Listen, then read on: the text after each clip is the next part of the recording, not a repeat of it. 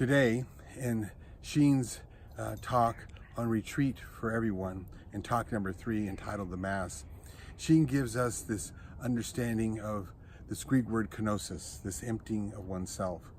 He takes us to the meditation for the talk, Philippians chapter 2, on how Jesus, who being in the form of God, he humbled himself and took on the nature of man.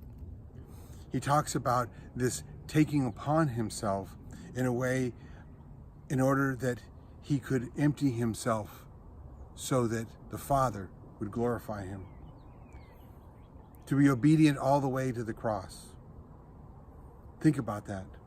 Think about the fact of God who created the universe, who was there at the very formation of the entire universe, that he would now take the form of a shape of a baby in the confines of a small child.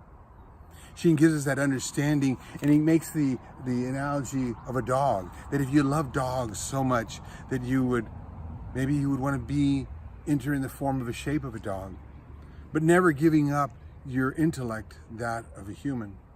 So you have the reasonings of a human, but you put yourself into the instinct of the dog. In a way, he gives us that understanding that this is what Jesus does in the Incarnation, when he takes upon himself the form of a baby, confines to the limitations of a baby. And that incarnation would lead to the crucifixion, love all the way to the cross. Sheen then gives us the understanding that it is our journey, that Jesus can enter our hearts based on the amount of space that we give him, that it's a matter of real estate in a way. If we empty ourselves of our ego, if we humble ourselves and push away our pride, that we could be open to this conversion experience, to be willing to be filled with Jesus. For many of us, it means walking all the way with him. It means going to the cross. It means encountering him at the cross.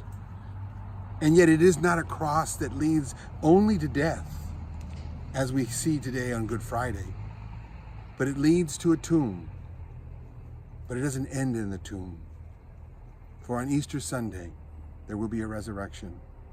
And in yours and my life, there will be a resurrection. Sheen gives us that understanding, that as we're willing to empty ourselves, Jesus can fill us. God love you.